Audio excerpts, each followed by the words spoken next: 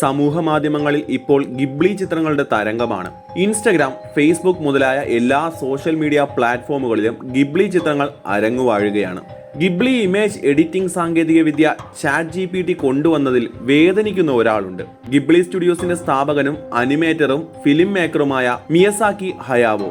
ലോകത്തിലെ ഏറ്റവും മികച്ച അനിമേഷൻ ചിത്രങ്ങളായ spirited away, princess Mononoke, Kiki's delivery service എന്നിവയടക്കം നിരവധി അനിമേഷൻ സിനിമകളുടെ സൃഷ്ടാവാണ് ഹയാവോ. AI സഹായത്തിൽ മുൻപും ഇത്തരത്തിലുള്ള ചിത്രങ്ങൾ ഉണ്ടാക്കുന്ന രീതി പുറത്തിറങ്ങിയിരുന്നു.